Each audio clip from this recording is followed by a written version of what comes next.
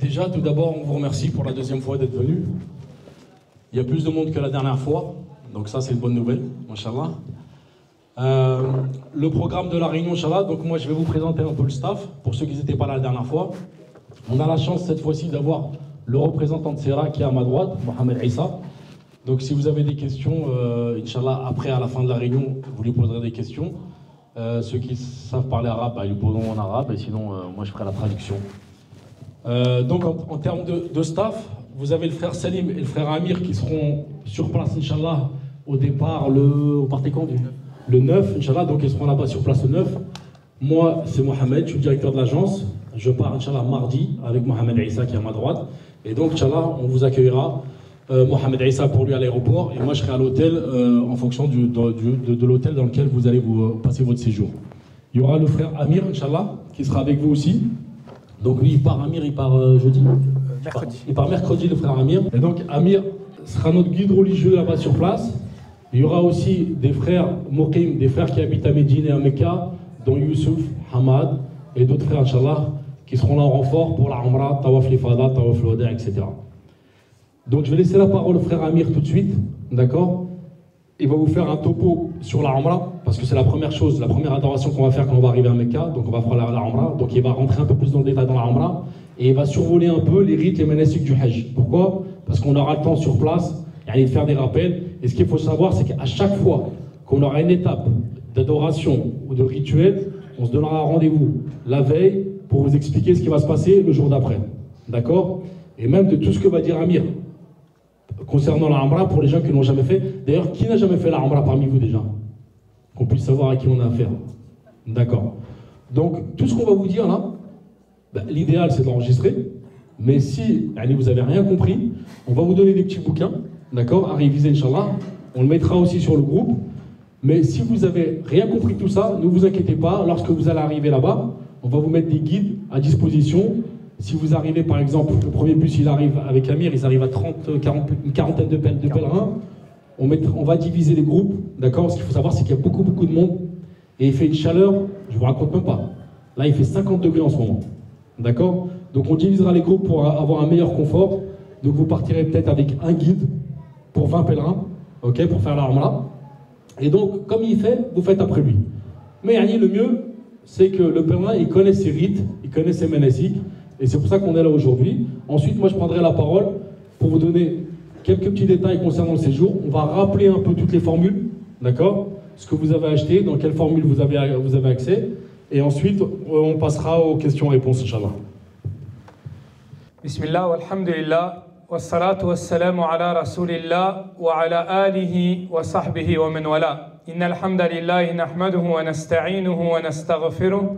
ونعوذ بالله من شرور أنفسنا ومن سيئات أعمالنا من يهده الله فلا مضل له ومن يضلل فلا هادي له وأشهد أن لا إله إلا الله وحده لا شريك له وأشهد أن محمدا عبده ورسوله صلى الله عليه وعلى آله وسلم. أما بعد فإن خير الهدي هدي محمد صلى الله عليه وسلم وشر الأمور محدثاتها وكل محدثة بدعة وكل بدعة ضلالة وكل ضلالة في النار. أما بعد إخواتي الكرام وأخواتي الكريمة مرحبا بكم. Mes frères et sœurs, bienvenue à vous dans notre dernière étape française avant de voyager vers le voyage de notre vie, Inch'Allah Ta'ala. Il y a quelques jours, semaines, on avait essayé d'évoquer un petit peu la spiritualité du Hajj, la chance qu'on avait, le fait qu'on était des élus parmi les élus, qu'on était rares, qu'on faisait partie des rares personnes à avoir été invitées par Allah Azza wa Jal. Parce que même si les chiffres paraissent grands, 2-3 millions de pèlerins, mais devant l'immensité de l'univers de cette terre, on est très peu à faire le Hajj cette année.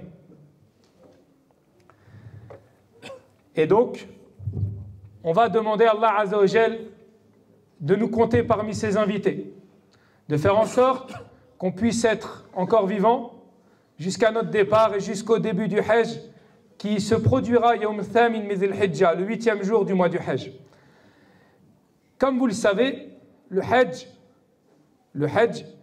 c'est avant tout une Umrah. On commence le Hajj par une Umrah. Pour celui qui fait le Hajj Tamattu', le Hajj Tamattu', c'est quoi? C'est le Hajj le plus complet. C'est une Umrah, puis un Hajj. C'est une Umrah, puis un Hajj. Et c'est ce que tout le monde va faire ici. Inch'Allah Ta'ala. La Umrah, donc on va commencer parce que Allah Azza wa Jalla a commencé. Nabdahu bima bada Allahu bi.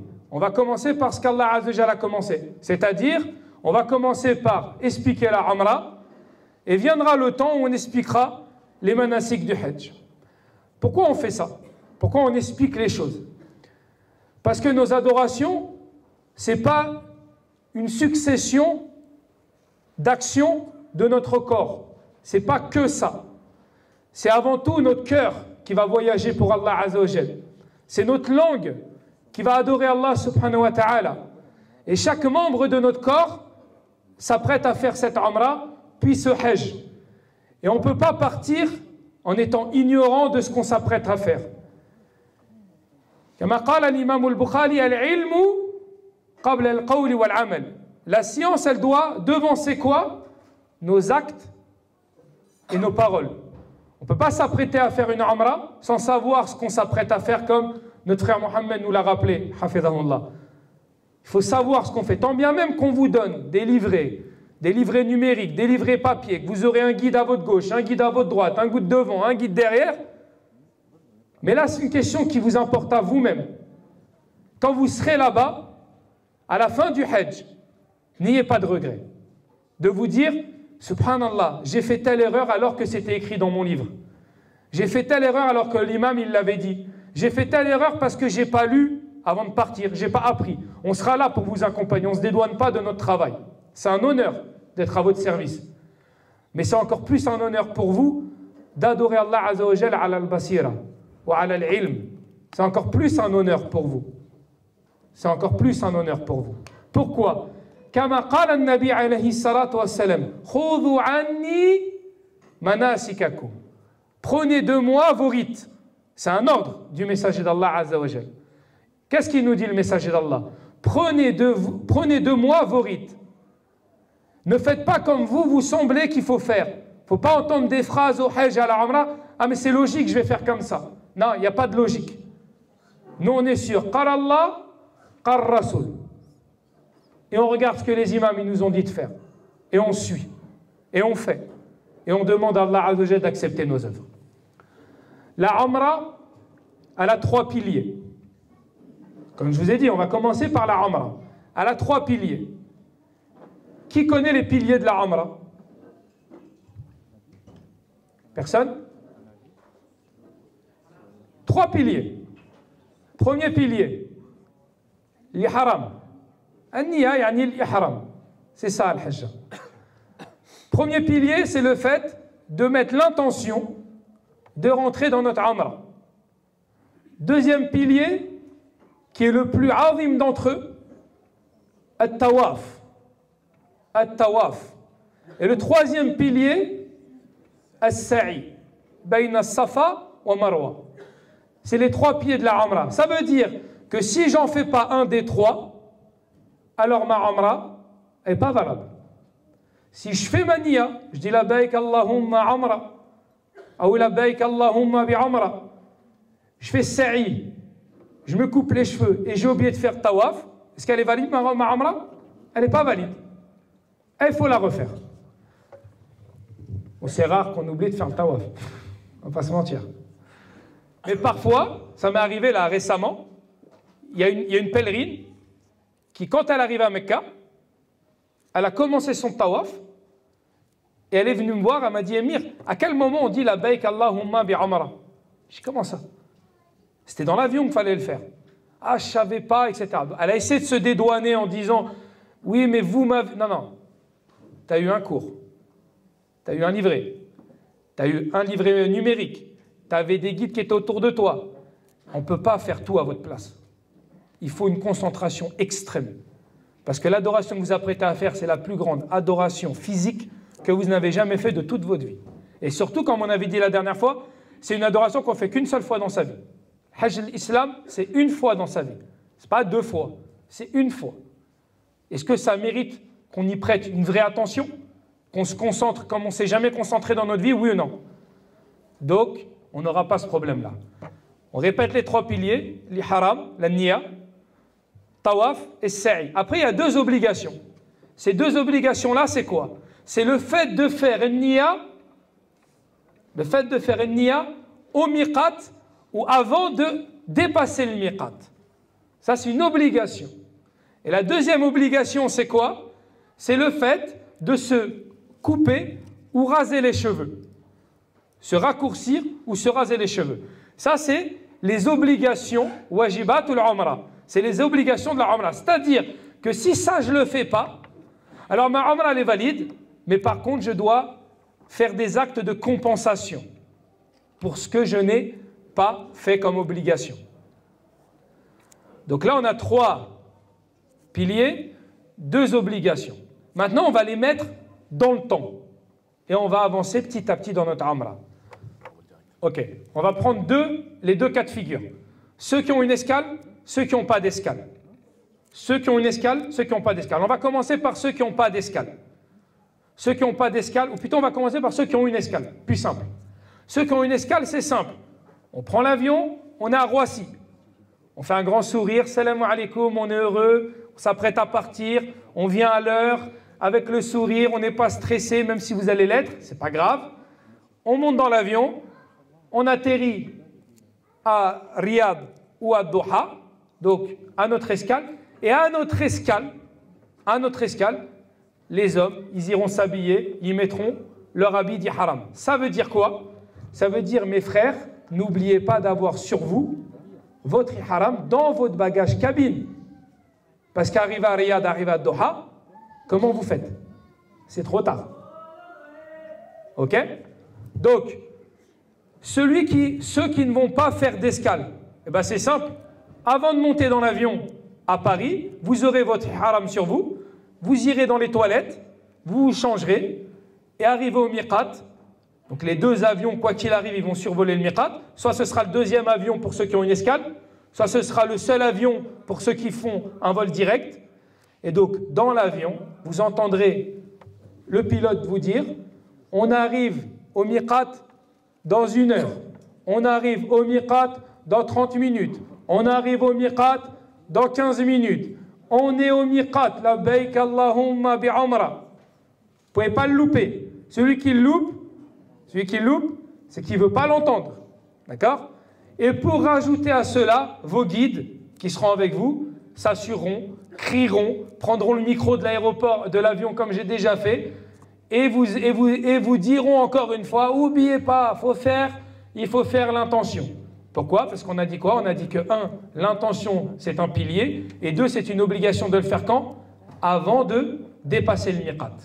Au miqat ou avant de dépasser le miqat. On peut le faire avant, mais on ne le fait pas après. Donc il vaut mieux le faire 10 minutes avant plutôt qu'1 minute après. Si on le fait 1 minute après, il y en a qui vont être contents. Vous savez c'est qui? C'est ceux qui vendent des moutons à Mecca. Vous allez leur donner du boulot. Vous allez devoir acheter un mouton. Tant mieux. Moi les moutons ils ne seront pas contents. D'accord? Donc ça c'est pour an-niya. On est dans l'avion et on va dire labbaik Allahumma bi umrah. On va dire labbaik Allahumma bi umrah et ensuite on va rajouter une parole. Écoutez bien. On va dire aussi wa in habasani habis fa mahalli haythu habasani. Cette parole elle est très importante. Elle dit, le messager d'Allah nous dit de dire, si vous craignez de ne pas pouvoir accomplir la umrah, vous pouvez dire cette parole qui dit, si j'ai un empêchement, wa in habasani habis, je resterai là où tu m'as empêché. Cette parole elle est importante parce qu'elle permet à la femme et à l'homme de sortir de son état d'ihram sans devoir égorger. Ça peut être une personne qui va être malade, ça peut être une femme qui va être indisposée, etc. Donc vous dites labbaik Allahumma bi umrah. Ensuite vous dites wa in habasani habis fa mahalli haythu habasani. Tout ça vous l'aurez dans le livre. Et ensuite vous dites quoi? Labbaik Allahumma rabbaik, labbaik la sharika laka labbaik, Innal hamda wa ni'mata laka wal mulk la sharika lak. Vous êtes pressés de l'entendre. Hein? Vous savez, les compagnons, ils disaient que At-Talbiya, zinatul hajj wal umra. La Talbiya, c'est ça qui rend beau le hajj et la umra. C'est ça qui embellit le hajj et la umra. On a tous vu des vidéos. Tous vu des vidéos qui nous donnent des frissons, qui nous font pleurer, qui nous donnent envie. Et bien là, vous serez des acteurs de la Talbiya. Et vous allez la dire jusqu'à quand? Jusqu'à ce que vous voyez la Kaaba. Asséchez votre langue de la Talbiya. Asséchez votre langue de la Talbiya. Ne vous arrêtez pas de la dire. Si vous vous arrêtez, buvez un peu d'eau, mangez, reposez-vous et reprenez la Talbiya. Et quand on arrive à Jeddah, on reprend la Talbiya. Et quand on est dans le bus, on reprend la Talbiya. Quand on arrive à l'hôtel et qu'on repart de l'hôtel, on reprend la Talbiya. Talbiya, Talbiya. D'accord? Ça, c'est l'appel. Vous répondez à l'appel d'Allah Azzawajal. Vous proclamez son unicité. Vous proclamez sa grandeur. Juste, j'ai deux voitures. Une Citroën C3 FQ 991 AQ et une autre Citroën dont on ne m'a pas donné la marque, ou plutôt le modèle, DN 148 BD. Deux Citroën qui gênent. C'est possible d'aller les déplacer. Barakallahu fikum. On repart. On oublie Citroën, on se remet dans la Amra. On en est où? On est arrivé à Jeddah, oui ou non? On est en Tadi Haram, oui ou non? C'est bon? On y est? Vous y êtes avec moi? Donc là, on va parler des sunan de l'ihram et des interdits après de l'ihram. Les sunan de l'ihram, c'est quoi? C'est qu'avant de se mettre en état d'ihram, se laver, faire le rousse, c'est pas une obligation. Couper tous ses poils, sauf la barbe, bien évidemment, pas les cheveux. Vous m'avez compris. Se nettoyer. Faire comme si vous alliez vous convertir à l'islam. Comme si c'était un nouveau jour. Comme si vous ouvriez une nouvelle page de votre vie. Parce que vous allez l'ouvrir, cette page. On va l'ouvrir ensemble, Inch'Allah Ta'ala. Ensuite, une des sunnas pour les hommes, c'est de se parfumer le corps. Pas l'ihram. Le corps. Ok? Ensuite, parmi les sunnas, c'est de mettre deux étoffes blanches, qu'on vous montrera après comment la mettre. Deux étoffes blanches, il faut qu'elles soient blanches, c'est une sunna, ce n'est pas une obligation. Bien évidemment, tout le monde est habillé en blanc, donc tu ne vas pas t'habiller en jaune. Mais c'est une sunna, ce n'est pas une obligation. Après, il y a des sunnas qu'on ne pourra pas faire, comme le fait de se laver au miqat, comme le fait de prier raka'atayn au miqat. Pourquoi? Parce que nous, on sera dans un avion. Donc ça, on ne le fait pas. Même si vous le voyez écrit, ce n'est pas une obligation, c'est une sunna, on ne le fait pas. Et ensuite après, c'est de prononcer la talbiya. Pour ceux qui veulent faire le roussel, bien évidemment, vous ne pourrez pas le faire dans l'avion, ou à l'escale à Doha, ou à Riyad. Donc vous le ferez à la maison, avant de sortir de la maison. Il n'y a pas de souci, vous pouvez le faire. D'accord? Et ça, c'est aussi bien pour les hommes que pour les femmes. Pour les hommes que pour les femmes. Parmi les interdits de l'ihram, vous savez, quand on porte l'ihram, quand on est en état de sacralisation, il y a des interdits. Ces interdits-là, elles sont valables jusqu'au moment, du moment où on dit « Labbaik Allahumma bi'umra » jusqu'au moment où on se coupe les cheveux, où on se raccourcit les cheveux. Ça veut dire, je répète, parce que souvent on vient me voir, on me dit « Émir, je me suis lavé les mains avec du savon, il y avait du parfum », mais on n'est même pas encore dans l'avion, on est à l'aéroport à Roissy. C'est pas grave. Du moment qu'on dit Labbaik Allahumma bi'umra ou Labbaik Allahumma umra jusqu'à ce qu'on se coupe les cheveux, durant tout ce laps de temps-là, qui peut durer une journée, 2 jours, et vous comprendrez après dans l'organisation combien de temps ça peut durer, il y a des interdits qui s'imposent à nous, sur lesquels on doit être intransigeant, sur lesquels on doit respecter. C'est quoi ces interdits-là? Il y a des interdits qui sont communs aux hommes et aux femmes. Se raser ou se couper les poils. C'est une sunna de le faire avant. Par contre, du moment qu'on est en état d'ihram, on ne se coupe pas les poils et on ne se rase pas les poils. Où que ce soit les poils sur le corps. On ne se coupe pas les ongles. Donc on fait attention aux frères et aux sœurs qui ont l'habitude de se ronger les ongles. Ben on fait attention. Ok? On ne se parfume pas. Ça veut dire quoi, ne pas se parfumer? Ça veut dire pas de gel douche où il y a du parfum, pas de shampoing où il y a du parfum, pas de déodorant où il y a du parfum, pas du parfum tout court, pas des gels hydroalcooliques qui seraient parfumés, pas de crème qui serait parfumée. pas de lingettes qui seraient parfumées. On fait attention. Si on le fait sans faire exprès, alors Allah Azza wa Jal, il pardonne. Mais nous, qu'est-ce qu'on a dit avant? Est-ce qu'on va se concentrer? On se concentre.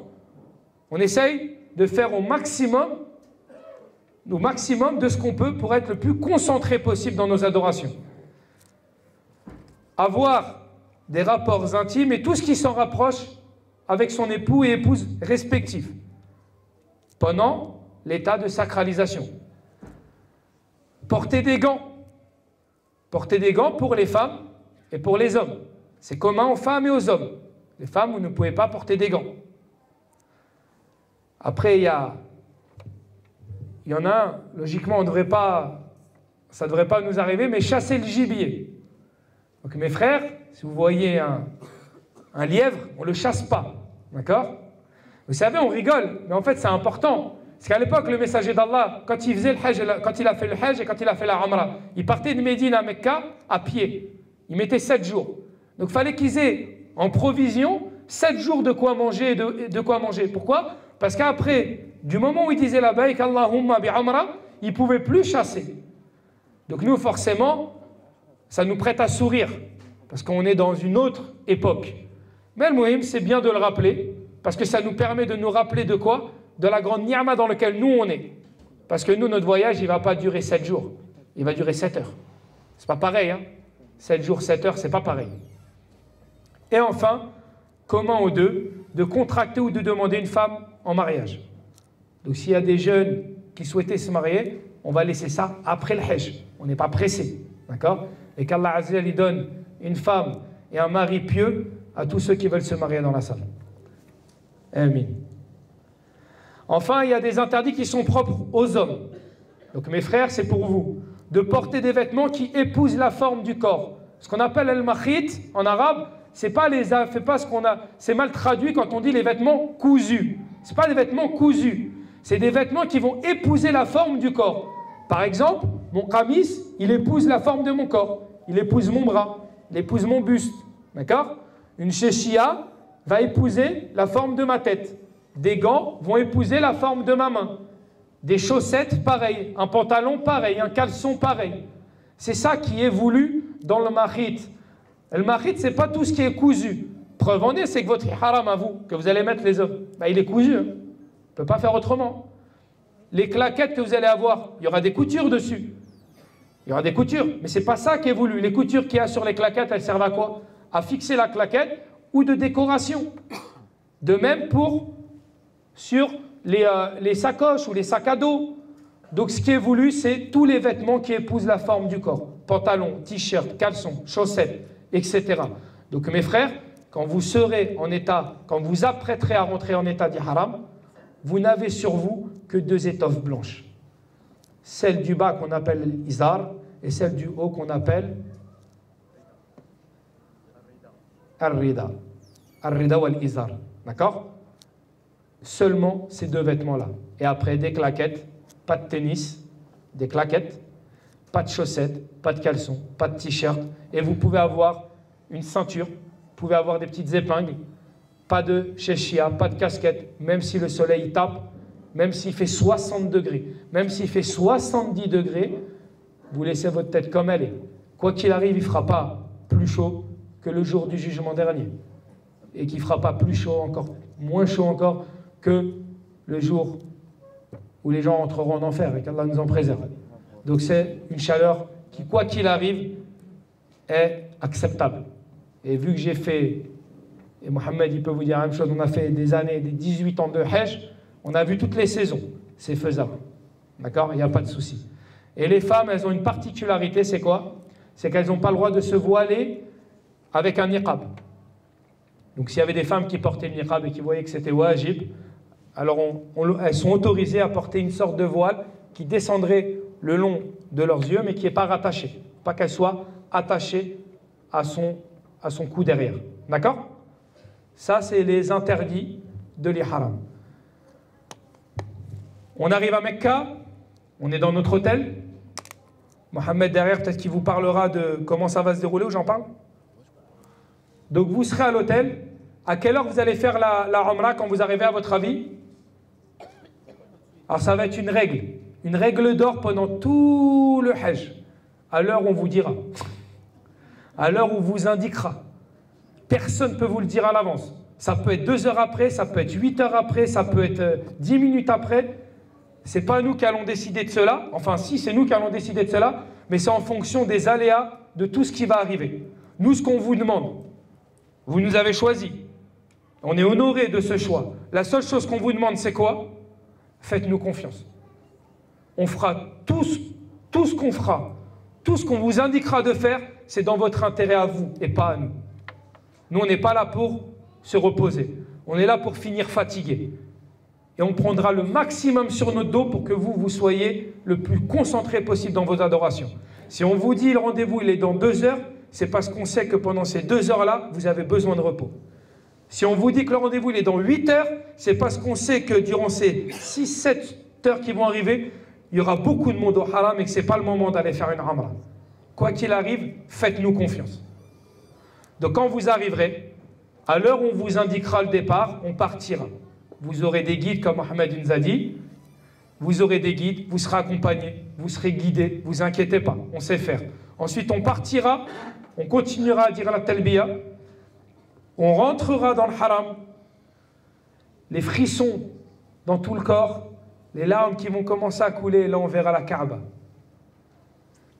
Et là, bien évidemment, on se réjouira de cette vision incroyable. On remerciera Allah Azza wa Jal. Et la sunna, c'est quand on voit la Kaaba, c'est de faire une dua. Donc là, on fera une dua. On fera une dua, Inch'Allah, qui sera acceptée. Ensuite, on commencera le deuxième grand pilier de la Umrah, qui est At-Tawaf. On commence Tawaf à quel endroit? On commence Tawaf au niveau de la pierre noire. Vous aurez un guide qui sera devant vous, qui vous dira. Il vous dira, pas besoin de regarder les autres autour de vous. Ça, c'est une règle d'or. Deuxième règle d'or. Première règle, c'est quoi? Hajja, c'est de nous faire confiance. La deuxième règle d'or, c'est quoi? Ne regardez pas ce que les gens ils font autour de vous. Ne regardez pas les gens qui sont autour de vous. Parce que eux, la plupart du temps, ils n'ont pas mis en application le hadith où le messager d'Allah il dit wa khudhu anni manasikakum. Ils font tout et n'importe quoi. Par expérience, je l'ai souvent dit, ceux qui ont déjà fait la Umrah avec moi, je leur dis, regardez pas à gauche, regardez pas à droite, parce que si vous regardez à gauche et à droite, vous allez peut-être vous dire, c'est moi, je fais pas la Umrah comme il faut. Non, vous faites la Umrah comme le messager d'Allah, il a dit qu'il fallait faire la Umrah. Et pour vous rassurer, il y a un long hadith qui est rapporté par Jabir ibn Abdullah radiyallahu anhuma, qui est le plus long hadith sur le Hajj et la Umrah, qui est rapporté par l'imam Muslim, qui est un hadith unanimement reconnu authentique, qui est le plus grand, le plus beau hadith sur le Hajj et la Umrah.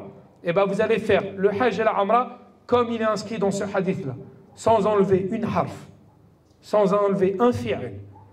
Donc quand on rentrera, vous verrez peut-être des gens dire Bismillah Allahu Akbar, Allahu Akbar, Bismillah Allahu Akbar, ils vont faire des coucous, des pouces, Nous on ne fait pas ça. On va regarder la pierre noire et on va la saluer. Comment on salue la pierre noire? Premièrement en l'embrassant. Celui qui ne peut pas, en touchant de sa main droite et en embrassant sa main. Celui qui ne peut pas, en touchant avec son bâton et en embrassant le bâton. Celui qui ne peut pas, en la saluant de loin, sans embrasser sa main. En disant Bismillah, Allahu Akbar. Et là, on commence notre Umrah. Les hommes, la sunna, c'est de vous dévoiler l'épaule gauche. D'accord? On vous dira de le faire, de dévoiler l'épaule gauche. Et plutôt de dévoiler l'épaule droite. Et de voiler l'épaule, de garder l'épaule gauche couverte. Et de découvrir l'épaule droite. Il y aura la Kaaba sur votre gauche, votre épaule gauche qui sera couverte, et l'épaule droite qui sera découverte. Ça, c'est une sunna. La sunna pour les hommes aussi, c'est de marcher vite les 3 premiers tours. Mais ça, on ne le fera pas. Pourquoi? Parce que là, nous, on avance en groupe. Donc, on va au rythme du plus lent, pas du plus rapide. On commence notre Umrah. Alors, je vous annonce, c'est une nouvelle, notez, ni on embrassera la pierre noire, ni on la touchera avec un bâton. C'est bon? C'est bon, c'est acté? Donc, pas besoin de me dire, ouais, mais Émir, je crois que j'ai vu un chemin. Non. Même si tu mets Waze, tu n'arriveras pas à la pierre noire. Tu arriveras quelque part, mais pas à la pierre noire. Donc, nous, c'est pas grave, c'est pas une obligation, c'est une sunna. On la saluera de loin et on restera concentré dans notre amra. On sera concentré dans notre tawaf. Et ensuite, on commencera avec tawaf. Les ablutions dans le tawaf, c'est une obligation. Donc, il faut garder ces ablutions durant tout le tawaf. 7 tours. À chaque tour, on salue la pierre noire. Allahu Akbar. Une fois.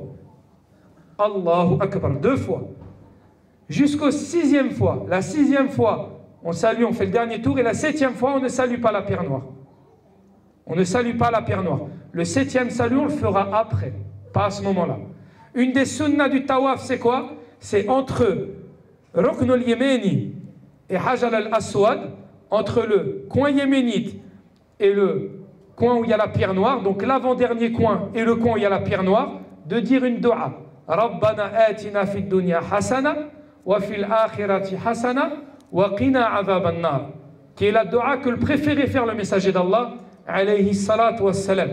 Rabbana atina fid dunya hasana wa fil akhirati hasana wa qina adhaban nar. Encore une fois, votre guide vous indiquera qu'il faut le faire, voire même le dira à voix haute et vous répéterez derrière. À la fin du tawaf, on a fait donc nos 7 tours, on a salué 6 fois la pierre noire, on sortira du tawaf, et là on se mettra derrière Maqam Ibrahim. Et là on dira la parole qui dit, qui connaît? On dit quoi? Personne sait? وَاتَّخِذُوا مِنْ مَقَامِ إِبْرَاهِيمَ مُصَلًّى. Ça, c'est des paroles, on va vous les dire. Mais c'est bien de les connaître, oui ou non? وَاتَّخِذُوا مِنْ مَقَامِ إِبْرَاهِيمَ مُصَلًّى. Et je prends comme Maqam Ibrahim comme lieu de prière. Et là, on se met derrière, à l'endroit où le guide vous indiquera. Fait confiance au guide, Hajja. Encore une fois. On se met derrière, et là, on prie raka'atayn. Dans ces 2 unités de prière, la sunna, c'est de dire Qul ya ayyuhal kafirun dans la première, Qul huwa Allahu ahad dans la deuxième. C'est une sunna, c'est pas une obligation. Prière à voix basse. Et chacun prie de son côté. Une fois qu'on a fini, on va boire l'eau de Zamzam. On boit l'eau de Zamzam. On boit jusqu'à ne plus avoir soif. Une des sunnas, c'est de prendre un peu d'eau et l'asperger sur soi. On peut le faire à son compagnon, on peut le faire à son épouse aussi. On a dit asperger, pas une bataille d'eau. D'accord? Et enfin, on retournera de loin, on saluera une 7e fois la pierre noire, comme fa'ala an-nabi alayhi salatu wassalam, dans le hadith qui est rapporté par Jabir ibn Abdullah, radiyallahu anhuma. On ira saluer une 7e fois la pierre noire, Allahu Akbar, et on se dirigera vers As-Safa. On a fini le tawaf, on a encore nos ablutions, on a fait raka'atayn, on a bu Zamzam, on se dirige vers quoi? Vers As-Safa. Quand on va monter vers Jebel Safa, on s'arrêtera à mi-hauteur ou en marchant en fonction du monde qu'il y a. Et là on dira Inna Safa wa Marwa min sha'airillah abdahu bima bada Allahu bi.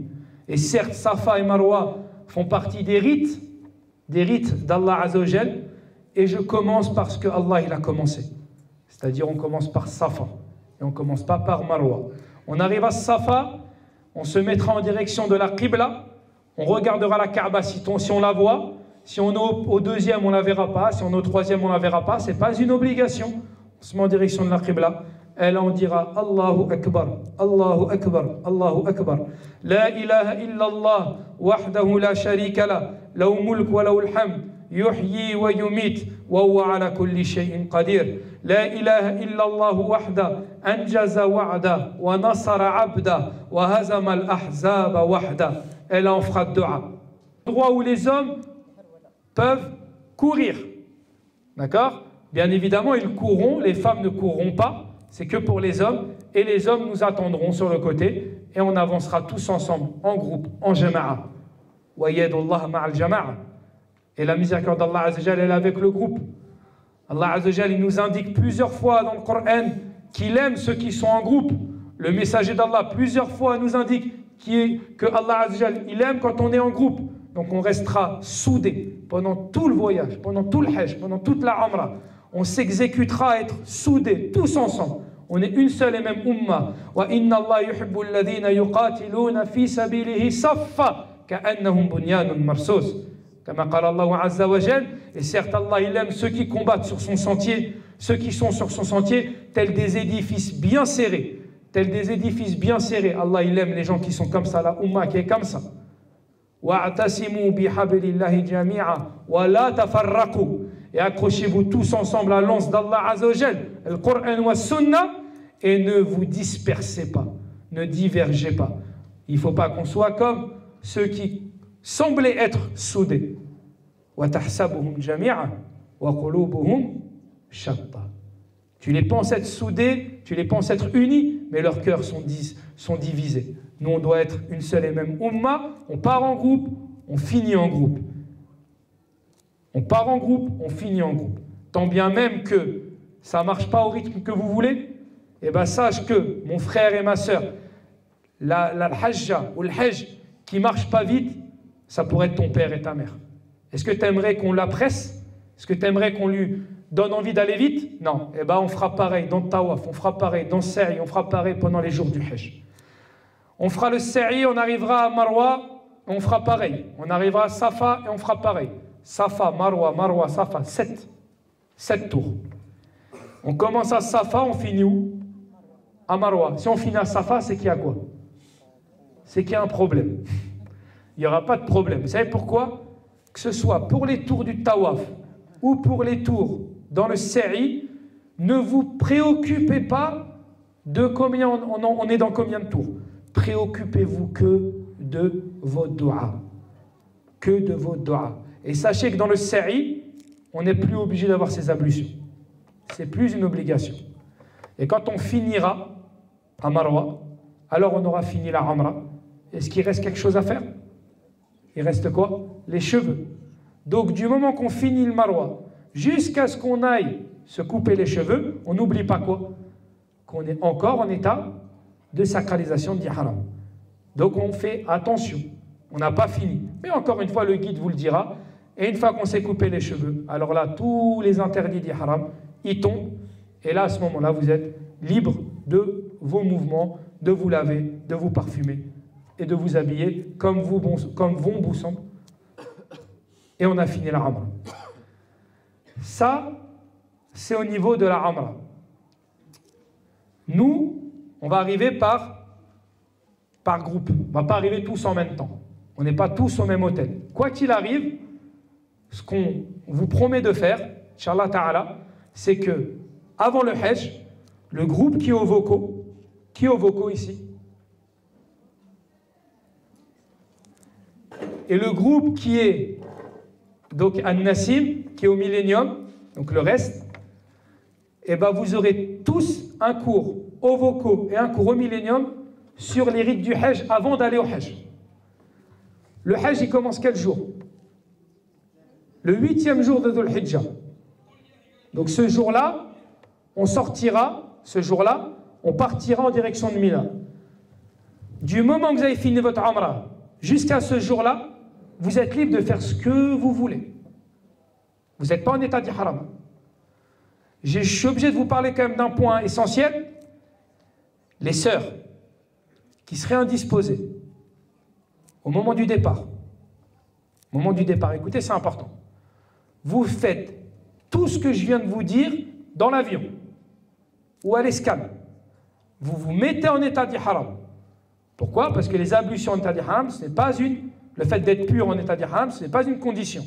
Vous dites labbaik Allahumma umra, vous voyagez, vous arrivez à Mecca. La seule différence entre vous et le reste du groupe, c'est que tant que vous n'êtes pas propre, tant que vous n'êtes pas pur, vous ne pouvez pas aller faire votre umra. Donc du moment que vous arrivez, imaginons, on prend le cas d'une sœur qui partirait le 5 juin en état d'impureté et qui serait propre que le 8 juin. Je donne un exemple. Le 5, le 6, le 7 et le 8 juin, elle reste en état d'ihram. Si elle se lave, c'est qu'avec de l'eau.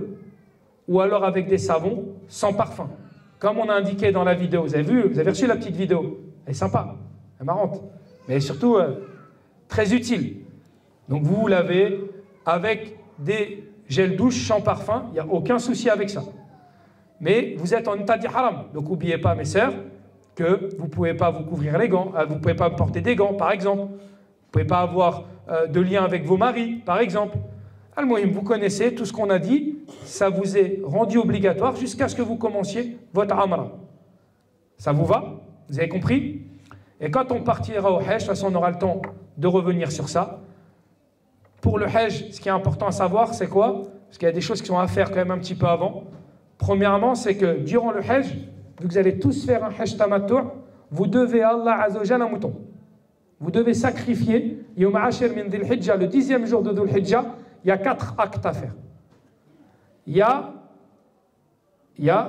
le fait de Nahr, le fait de sacrifier. Il y a Ramil Jamarat al-Kubra, le fait de lapider la grande stèle. Il y a le fait de Al-Harq, le fait de se raser les cheveux ou de se couper les cheveux. Et Tawaf al-Sa'i, Tawaf al-Sa'i al-Ifada. D'accord? Donc Tawaf al-Sa'i du Hajj. 4 actions, 3 des 4 actions sont à faire ce jour-là. L'ordre, peu importe. Donc ce jour-là, vous avez un sacrifice à faire. Je vous annonce aussi, c'est une autre annonce encore, on n'embrassera pas la pierre noire et aucun d'entre nous ne va sacrifier de ses mains. C'est impossible à faire. Si on arrive à emmener 1 ou 2 frères, et ça c'est Mohamed qui verra, c'est le maximum qu'on pourra. Quoi qu'il arrive, vous allez donner procuration à une société, un sacrificateur qui va sacrifier pour vous. Donc tous ceux qui n'ont pas encore acheté leur mouton, sachez qu'à la fin, vous aurez l'occasion d'acheter votre mouton. Le mouton, il est vendu 720 rials, ce qui correspond à 180 €. Vous pouvez payer en euros, bien évidemment. Donc ça, c'est quelque chose à faire. Le mieux, c'est de le faire avant de voyager. Comme ça, vous êtes tranquille. Ce qui fait que le 10e jour de Dhul Hijjah, Yawm al-Eid, mais ce ne sera pas l'Eid pour nous, nous sera Yawm al-Nahr, d'accord, le jour du sacrifice. Et bien ce jour-là, vous savez déjà qu'une des 4 actions, c'est fait. Ensuite, on ira lapider les stèles. Et après, on ira se raser les cheveux. Et enfin, on vous conseillera vivement, avec plein de majuscules, de reporter le tawaf et le sa'i à la fin du Hajj. À la fin du Hajj. Donc, soit 14e jour, soit au 17e jour du mois du Hajj. Al-Muhim, à le faire quand vous êtes dans votre hôtel en face du haram. Sachez que si vous faites 3 des 4, vous pouvez sortir de votre état d'ihram quand même. La seule interdiction que vous aurez encore, vous sortirez de votre état d'ihram mineur. Ça, tout ça, vous allez le voir dans vos livres. La seule chose qui vous sera encore interdite jusqu'à ce que vous fassiez tawaf et sa'i du Hajj, c'est quoi? C'est d'avoir des rapports intimes avec son mari. C'est d'avoir des rapports intimes avec son mari. Donc, la chose qu'il faut savoir aujourd'hui, c'est 1, le mouton. 2, on va vous proposer d'acheter des ihrams aussi, pour ceux qui n'en ont pas encore. D'ailleurs, on va faire une petite démo. S'il y a un de nos frères qui veut bien nous montrer comment on met l'ihram. Le frère vient de poser une question. Il a dit rak'atayn quand on met l'ihram. Non. Quand le messager d'Allah il a fait rak'atayn à Bir Hudayfa, à Bir Ali, à Bir Hulayfa, donc au miqat de Médine, il l'a fait parce que cet endroit-là, c'est le miqat. Donc si l'avion atterrirait au miqat, là on ferait rak'atayn. Après il redémarrerait. Mais vu qu'il ne va pas atterrir et qu'on sera en haut, on ne fait pas rak'atayn. D'accord? Là on a une chance incroyable, c'est que notre frère il a une grande expérience et il va nous montrer 2 façons de le mettre.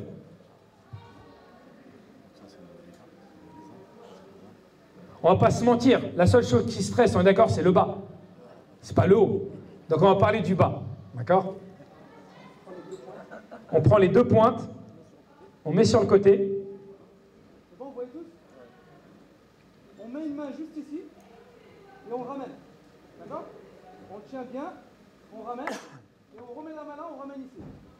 On a juste à tourner. D'accord? On a juste à tourner. Toujours bien cacher la aura au-dessus du nombril en bas des genoux. Vous avez entendu là? La aura. Du nombril au genou compris, inclus. Là il tient. D'accord? Deuxième façon qui est facile aussi. On prend le bout, on le met juste ici. D'accord? On écarte un peu les jambes. Et on ramène l'autre côté. D'accord? On ramène l'autre côté et on tourne pareil. Et tu préfères laquelle, Nabil? La première. La première. Moi, je préfère la deuxième. Et vous pouvez mettre une ceinture. Ça tient pareil. Un Nabil. Vous pouvez mettre une ceinture. Ok? Comme ça, vous êtes encore plus rassuré. Juste, c'est important. On va montrer après le haut. Juste, c'est important. N'oubliez pas, parce que là, pour la Amra, ça ne va pas durer longtemps. Ça va durer quelques heures. On va vous voyez, tout ce qu'on a dit là pour l'ihram, etc. On va le refaire pour le Hajj. On va se remettre en état de sacralisation. Sauf que cette fois-là, on ne dira pas la baik Allahumma bi Amra, on dira la baik Allahumma Hajja. D'accord? Et bien, n'oubliez pas que pendant le Hajj, ça va être plus long. On va avoir 2 nuits, à 2 jours de nuit, à peu près, où on sera en habit d'ihram. Donc quand vous vous asseyez les hommes, n'oubliez pas que vous êtes en état d'ihram. N'oubliez pas que vous avez rien en dessous, etc. Faites attention. D'accord? Donc ça, c'est le haut. Il va d'abord le mettre classique et après le mettre quand on fera le tawaf. On prend le bout gauche, on le rentre sur le côté droit. Super simple. D'accord? Juste pour qu'il tienne. Et l'autre côté, on a juste à le rabattre sur l'épaule gauche. Vous pouvez mettre une épingle aussi, si vous voulez être rassuré, vous pouvez mettre une épingle. Et quand vous ferez le tawaf,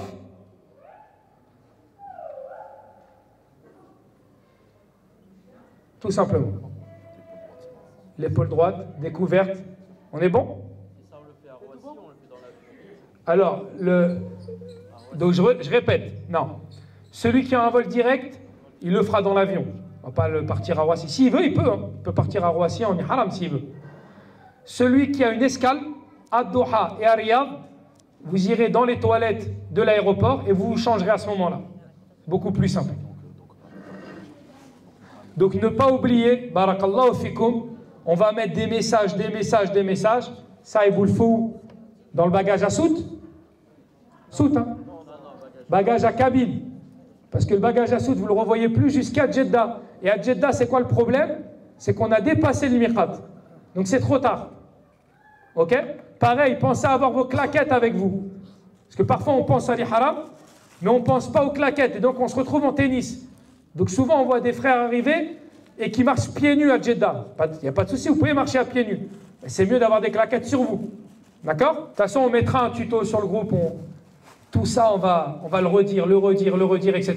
Juste, je vais survoler un petit peu les rites du Hajj, mais on ne va pas rentrer dans le détail. C'est important, parce qu'il y a beaucoup de choses. Le Hajj, il commence le 8e jour de Dhul Hijjah, Yom Tarwiyah, le jour de l'étanchement de la soif. Vous comprendrez pourquoi. Et on parlera bientôt, quand on sera à Mecca, on parlera de ce qui est important, c'est Maqasidul Hajj. Qu'est-ce qui est voulu dans le Hajj? Pourquoi on fait telle action? Pourquoi telle action est obligatoire, telle action est surrogatoire, qu'est-ce qu'il faut faire, qu'est-ce qu'il ne faut pas faire, etc. Là, on va juste survoler le Hajj. On est le 8e jour de Dhul Hijjah. Certains partiront dans la nuit. Donc ce ne sera même pas le 8e jour. Enfin, si, ce sera le 8e jour. Ce sera la nuit du 8e jour. Vous savez, la nuit précède le jour en islam. Donc certains partiront dans la nuit. Ceux qui seront du Voko, logiquement, vous partirez avant ceux qui sont au millénium. Pourquoi? Parce qu'on est plus loin de Mina. Donc on partira surtout à l'heure où on vous dira de partir. C'est ça aussi la règle, bien évidemment. Mais part du principe qu'on partira donc dans la nuit. Le millénium, vous partirez peut-être après le Fajr. Et là, on se dirigera vers Mina. On se dirigera comment? En état d'ihram. On n'oublie pas. On partira et on dira labbaik Allahumma hajja. Et là, on repartira. Labbaik Allahumma labbaik. Labbaik la sharika laka labbaik. Innal hamda wa ni'mata laka wal mulk. La sharika lak. Et ce, jusqu'à quand? Jusqu'à quand? Jusqu'au 10e jour de Dhul Hijjah. Jusqu'au jour où vous sortez de votre état d'ihram. D'accord? Donc le 10e jour de Dhul Hijjah. Donc le 8e jour, on arrive à Mina. À Mina, on va se reposer. On va profiter. On sera dans des tentes. Sachez, on en a parlé la dernière fois, il va falloir patienter. On est dans des tentes, il y a de la promiscuité. C'est pas simple. Hein? Mais on patiente. Pour vous donner envie de patienter, il y a nos frères et sœurs sur cette terre, ils sont dans des tentes, mais ils ne l'ont pas choisi. Ils sont réfugiés. Ils vivent dans les tentes. Nous, on va être dans des tentes XXL, des tentes de luxe, des tentes climatisées. On aura à manger même quand on n'aura pas faim. On aura à boire même quand on n'aura pas soif. On aura un oreiller. On aura un petit lit. On aura un petit pack surprise à l'arrivée, avec plein de choses à l'intérieur. Vous aurez des guides. Vous aurez des imams qui vous feront des conférences. Si dans tout ça on ne patiente pas, si dans tout ça il y en a un qui se plaint, il aura affaire à moi. D'accord? Al-Muhim, avec ce qui se passe en ce moment, l'actualité du moment, elle doit nous faire relativiser sur notre situation. On est des privilégiés sur Terre. On a la santé. On a la sécurité. On a la richesse. Il y en a qui n'ont ni la santé, ni la sécurité, ni la richesse. Il y en a qui vivent avec aucun des trois. Qu'Allah Azza wa Jalla leur vienne en aide. Allahumma ansur ikhwanana al-mustad'afina fi Gaza. Allahumma ansur ikhwanana al-mustad'afina fi Filistin. Allahumma ansurhum. Allahumma ashfi mardahum. Allahumma arham mawtahum. Allahumma ansur ikhwanana al-mujahidina fi kulli makan ya rabbal alamin. Al-Muhim, eux là-bas ils n'ont pas le choix. Et ils patientent. Et quand tu les vois, quand on voit des films comme ça, à Arafat, si on arrive là, on n'est que le 8e là. À Arafat, c'est le 9e. Donc, attends. Vas-y. Excusez-moi, où est-ce qu'on laisse nos bagages Alors là, c'est plus technique, mais si tu veux, je vais te l'expliquer. Arriver, c'est une bonne question, très bonne question. Arriver à Mina, déjà qu'on est serré, si on vient avec nos bagages, ça va être compliqué. Sachez que pendant tous les jours du Hajj, vous avez votre chambre d'hôtel. Hein. Votre chambre d'hôtel, vous l'avez du moment où vous arrivez jusqu'à ce que vous partiez de Mecca. D'accord? C'est-à-dire, tout votre séjour, ceux qui ont du séjour par exemple du 5 au 26 juin, vous avez 21 jours. Pendant 21 jours, vous avez une chambre d'hôtel. Que ce soit à Mecca ou à Médine. Donc même pendant les jours du Hajj, vous avez votre chambre qui vous attendra au chaud. Personne ne va dormir dedans, personne ne va rentrer dedans, mais vous aurez vos affaires dedans. Par contre, ce qu'on vous demande de faire, c'est quoi? C'est de prendre avec vous de quoi patienter ces 5-6 jours. Mais le minimum possible. Donc moi, j'ai mis dans la vidéo un exemple de sac. Vous aurez 2 sacs. Un sac arrivé à l'hôtel, un sac arrivé à Mina. Si après vous voulez prendre un petit sac à dos type Décathlon, on vous enverra une référence. D'accord? C'est très bien. Dépassez pas ça. Dépassez pas ça. Donc, de toute façon, il y a quoi à prendre avec vous? Ouais, toutes les valises, valise cabine, valise soute, cabas, sac tati, tout ça là. Tout ça, on n'accepte pas à Mina. Parce que sinon, ça va prendre la place de quelqu'un. Donc, que des petits sacs à dos. Dedans, qu'est-ce qu'il faut prendre avec vous? On le remettra, ça, dans le groupe. Il faut prendre le minimum. Les hommes, avoir un habit de rechange, le 10e, le 11e, le 12e, donc peut-être un camis, 2-3 caleçons, un petit t-shirt, un petit pantalon de camis. Vos affaires pour vous laver, trousse de toilette, serviettes. Donc les serviettes, comme j'ai mis dans la petite vidéo, petite serviette microfibre qui est super légère. D'accord, prenez pas les serviettes de l'hôtel, mais ça on vous le dira aussi, bien évidemment. C'est bien un endroit où il ne faut pas faire des choses comme ça, c'est à Mecca quand même, et au Hajj. Ok? Et voilà, le strict minimum, ça tient dans un sac. Al-Muhim, ça tient dans un sac. Alors le sac de couchage, comme j'ai mis dans la vidéo, sac de couchage pour Muzdalifa, ce n'est pas une obligation, mais on vous conseille de le prendre. Sinon, vous dormirez à même le sol. Alors parfois, ils peuvent donner un petit tapis, mais s'ils ne le donnent pas, au moins vous avez un petit sac de couchage. Sachez que le sac de couchage, vous pouvez aussi l'acheter à Mecca. Arrivé à Mecca, vous pourrez l'acheter à Bin Daoud, il y a de quoi acheter des tapis ou des sacs de couchage. Vous pouvez venir avec ou l'acheter arrivé à Mecca. Le mieux, c'est de venir avec, comme ça vous êtes débarrassé, s'il y a de la place dans vos bagages. Donc là, on est à Mina, 8e jour. D'accord? On prie le Dhahr, l'Asr, Maghrib, l'Isha. On les prie raccourcis, mais pas regroupés. Dhahr en son heure, l'Asr en son heure, le Maghrib en son heure, l'Isha en son heure. Taqsir, Qasr, voilà Jama'a. D'accord? On les regroupe pas, mais on les raccourcit. Ensuite, au matin de Yom Tasir min Dhil Hijja, Yom Arafah, Là, on part à Arafat. Là, on part à Arafat. Qu'est-ce qui est demandé à Arafat? Il est demandé une chose. وَالْحَجُّ عَرَفَةً كَمَا قَالَ النَّبِي عَلَيْهِ الصَّلَاةُ وَالسَّلَامُ. Le Hajj, c'est Arafat. Il est demandé une seule chose. C'est d'arriver à Arafat avant le Maghrib pour valider son Hajj. Ce qui est demandé, c'est quoi? C'est wuquf bi Arafat, le fait de stationner à Arafat. Il faut arriver avant le Maghrib. Mais vous n'allez pas arriver avant le Maghrib. Inch'Allah, vous allez arriver avant le Dhuhr. Donc quand vous arriverez à Dhuhr, ou avant le Dhuhr, dans la matinée, Inch'Allah, de toute façon, vous suivez le groupe. Salut Nabi, salam alaikum. Quand vous arriverez donc à Arafat, vous écouterez le sermon de Arafat. Donc soit quelqu'un le fera, soit vous écouterez le sermon de l'imam qu'on traduira derrière, qui sera Shir Mahir al-Mu'ayqili, qui sera l'imam qui a été choisi pour faire la khutbah de Arafat. Et ensuite on priera Dhuhr, l'Asr, regroupé, raccourci. Et là vous ferez des doigts jusqu'à Ghurub al-Shams. Doua, doua, doua, doua, doua, doua, doua. Vous vous arrêtez pas. Quelqu'un qui vient vous parler, vous dit j'ai pas le temps, pas aujourd'hui. Demain, après-demain. Mais aujourd'hui, c'est le jour le plus important de ma vie. C'est les heures les plus importantes de ma vie. C'est les minutes les plus importantes de ma vie. Viens pas me déranger. Ce jour-là, j'ai ni faim, j'ai ni soif. J'ai juste envie qu'Allah Azza wa Jal me pardonne. Et quand le soleil se couchera, alors on rentrera dans Yawm Ashir min Dhul Hijjah, le 10e jour de Dhul Hijjah. Et ce jour-là, cette nuit-là, on partira à Muzdalifa. On arrive à Muzdalifa. On arrive à Muzdalifa, et à Muzdalifa, on priera le Maghrib et l'Isha. On ne le prie pas à Arafat, on le prie à Muzdalifa. Et à Muzdalifa, c'est quoi qui est demandé? D'y passer la nuit. De passer la nuit. On passe la nuit, on prie le Subh dans le plus tôt de son heure, et on fait dua. Jusqu'à ce que le soleil s'élève un peu. On ramassera quelques pierres.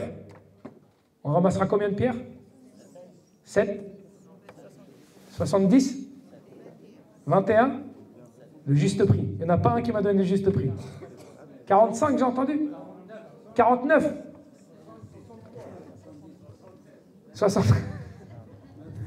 Le premier jour, on aura besoin de 7 pierres.